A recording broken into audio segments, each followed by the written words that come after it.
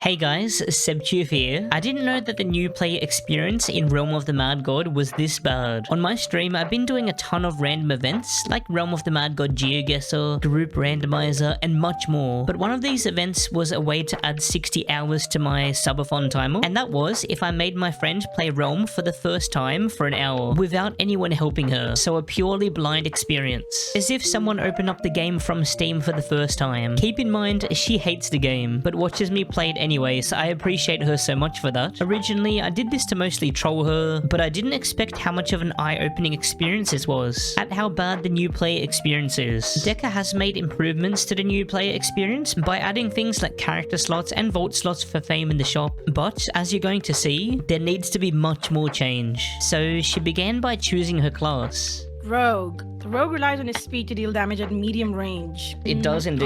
Archer. The archer has a long range attack and can acquire very powerful weapons. The wizard deals damage from a long distance. And I hate being wizard in every game I play because it's fucking the mana is so cringe. Yeah. The priest attacks at long range and can heal himself and his allies.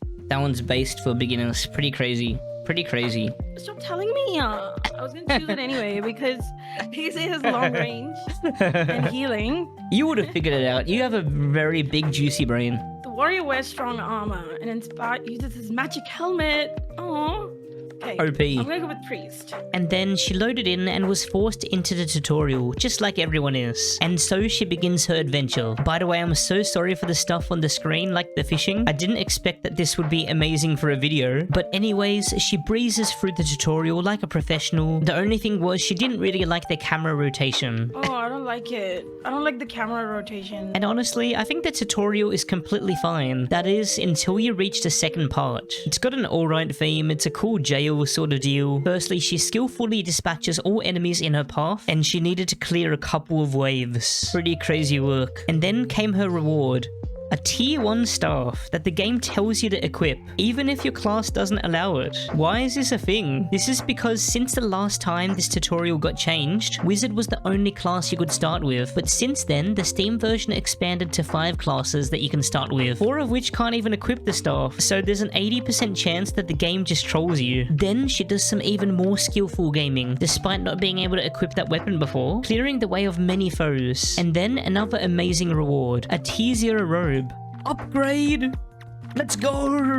Isn't it the same? Am I crazy? Isn't a tier 0 robe just amazing? Especially when you start with it already. Ignore the fact that 3 of the 5 starting classes can't even equip this thing. But I mean, even if you could equip it, why would you? You already have it. The reason the game offers you this is a few years ago you actually didn't start with any armor, so it technically was an upgrade. So this is even sillier than the tier 1 staff. And then again with the epic gaming. Except this time there's a boss. Uh-oh. She fights back and forth, and then eventually she takes it down. And this time she actually gets something new and something that can actually be an upgrade. Holy smokes, what a decision. What a decision to be made. Which one is better? But while she was deciding if she wanted to equip it or not, it despawns. Yeah, it depends on how much damage they do. Oh, it's gone. It's gone. No, what do you mean it's gone? Oh, it disappeared? Yeah.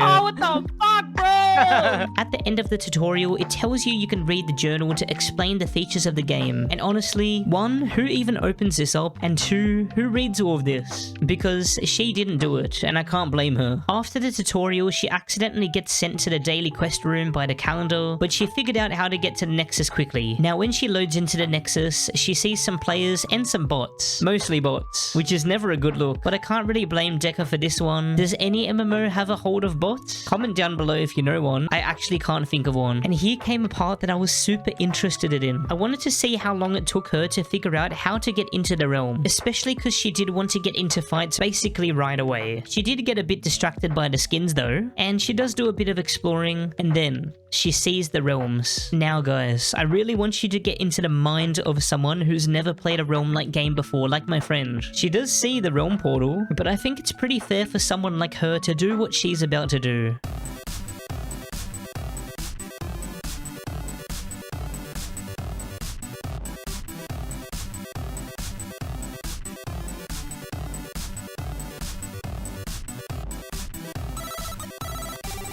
Dude, how do I get back inside? Was that like the one?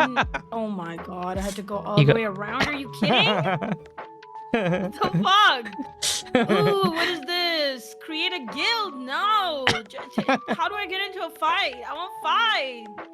The Wall of Fame. And then she sees someone go into the realm, which may have given her the idea to hover over the portal, which does give you a tooltip explaining that there's enemies in there. So if it wasn't for a player going in there, who knew how long it would have taken her? Also keep in mind her server is really dead. She's native to Asia, where the player count is really low. But if you check most other servers, they're also low. There's many that are basically completely empty, so almost anyone starting in these servers would be alone and confused. Nowhere in the game does it tell you there's a server change that exists, or that there are more active servers and which ones there are. One of my tips I would give to a new player is to immediately change to US East 2, since not only is it funner to play with other players, but they work as a nice guide. But I wanted to see a true hands-off new player experience. Even if you did find the server select screen and you did know that there were some active servers, she would have to load into every server to check the player count and have to wait through the loading screen each time, since there's no player counts from the UI for some reason. Luckily, when I brought this up to Deca, they said they probably are going to add it. In the end, it took her just under 5 minutes from getting into the Nexus to getting into the realm. Now look, I know you're about to comment that she's silly for not knowing or figuring it out sooner, but as a Nexus sitting enjoyer, I surprisingly often come across players confused with how to actually start playing the game. Just like this guy, who had no idea how to until I told him. He probably would have taken way longer. Anyways, she makes it into the realm, ready to make her character from brand new to godly. While she's raging at the UI blocking her enemies, the realm closes on her while she's scarily low level, and she has no idea what this means. How do I get rid of the chat? It's in my way. I don't fucking see what you're saying. I'll play.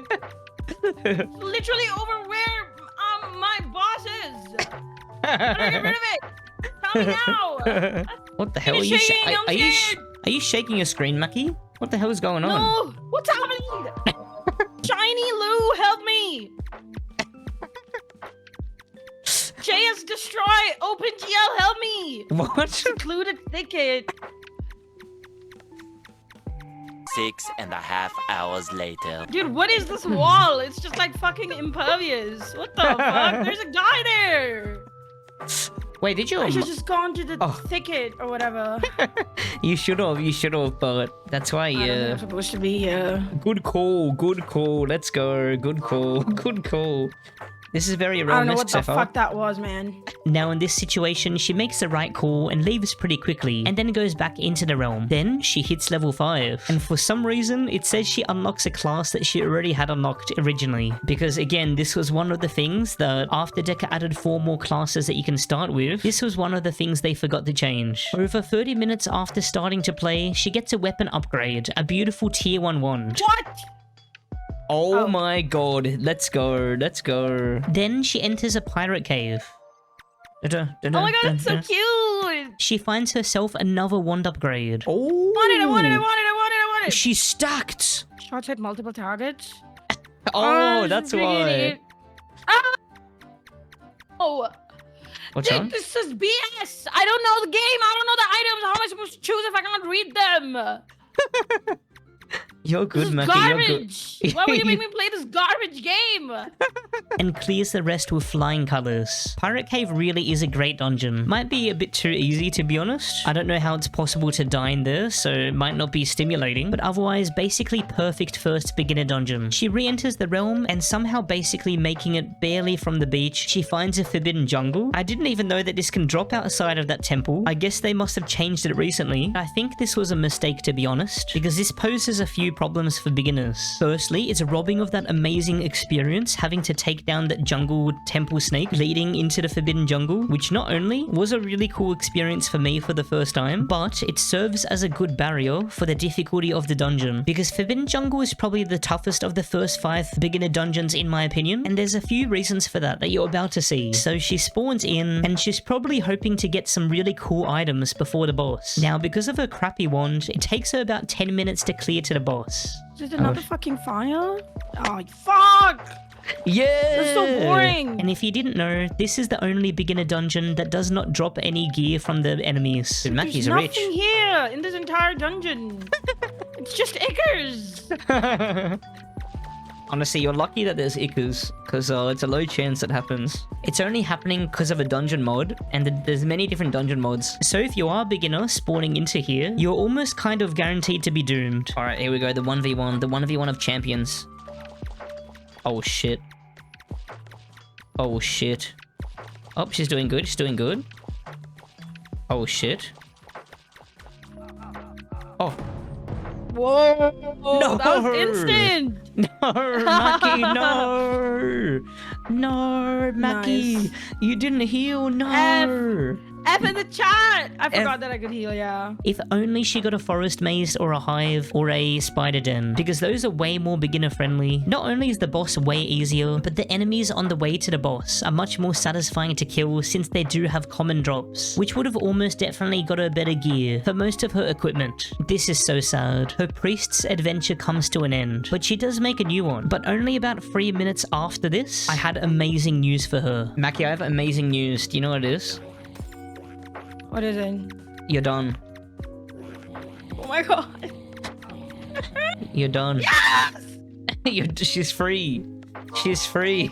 Let's go. Fucking quit this shit. You know, this was quite a similar experience to what Josh Strife Hayes encountered, except instead of the Forbidden Jungle boss, he came across a Demetus in the Pirate Cave, which was really funny because at the time it wasn't scaled to the difficulty of the dungeon, so it was basically unkillable, and it was really funny, but a really bad new play experience, just like what she heard. And people were way too hard on Josh Strife Hayes, just like I imagine what some people will be like to my friend. But you have to understand, people do not give games too much time when it comes to judging if they want to play it more. And that was one of the silly main criticisms of Josh Strife Hayes' video. They expected him to give the game way too much time, when I imagine people click off games in seconds in some instances. Even this 1 hour of gameplay is extremely generous and probably wouldn't have happened since it was forced. You really need to get into the mind of a new player when it comes to their experience. I still don't know why Josh Strife Hayes made an apology video after. It was really odd, because it was a very fair showcase of his blind perspective into the game, and Deca did make some positive changes from it, like the Demetus thing. And I really hope that this prompts Deca to make even more positive changes, because to my surprise, there needs to be many. If I was Deca, this is what I would do. I think the first part of the tutorial is fine. It could be better, but the second part is so